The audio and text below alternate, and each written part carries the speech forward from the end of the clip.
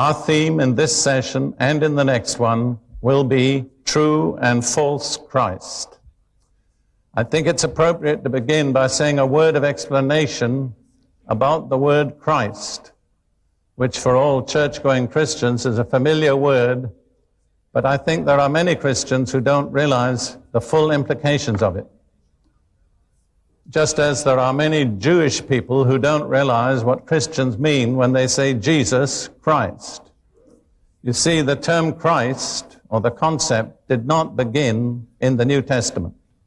It was something that is a central theme of the Old Testament and the Old Covenant, and it only came to its completion and fulfillment in the New. And in the Old Testament, in the Hebrew, there is a word which corresponds to the Greek word in the New Testament. I think it would be helpful if I just put them up in front of your eyes. So, O-T, how many know what the word is? Messiah, that's right. If you're very Hebraic, you say Mashiach, but that's the word. And that is the same word, or the same concept, as the New Testament Christ. So when I say Jesus Christ, what I'm saying is Jesus the Messiah.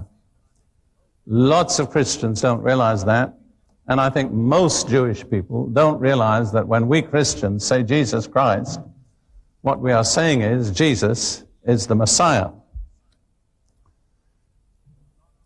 Now, not only is there the true Messiah, the true Christ, but there are false Messiahs, false Christs. And I think it's becoming increasingly important for us to be able to distinguish the true from the false.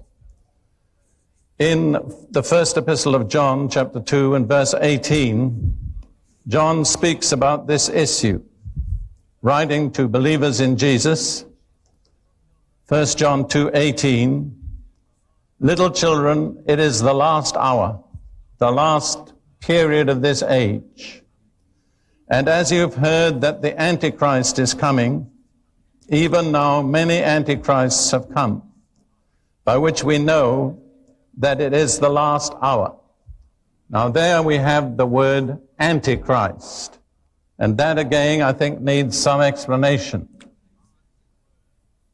Antichrist is a combined word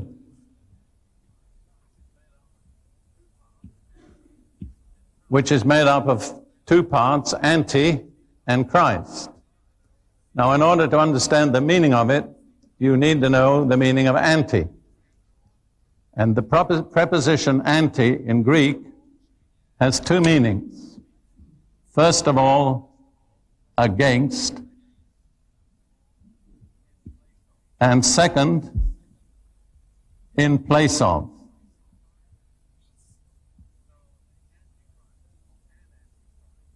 So the Antichrist, or an Antichrist, has two thrusts. First of all, he's against the true Christ. Secondly, he seeks to take the place of the true Christ.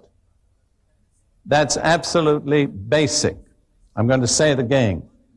Antichrist means one who is against Christ, against the Messiah, in opposition to him, and secondly, in place of him, one who seeks to take his place. To illustrate this very, very simply, some friends of mine who belong to an evangelical church in the United States, and I won't specify the denomination, said to me once, they said, in our church, you can talk about Socrates, you can talk about Plato, you can talk about Buddha, you can talk about Martin Luther King, and no one gets upset. But if you talk about Jesus, people get upset. What's that? That's something that is first of all against, but preparatory to putting another in place of, you see? To get the idea of what we're dealing with. Otherwise, the thing will not be clear to you all the way through. Now, going back to 1 John 2:18, John says, as you have heard that the Antichrist is coming, even now many Antichrists have come, by which we know that it is the last hour. In other words, one of the distinctive features of the close of this age will be the appearance of many Antichrists, many men who are in opposition to the true Christ and whose aim is to take his place. This has been true ever since the days of the apostles. But the nearer we come to the end of this age, the more relevant it is.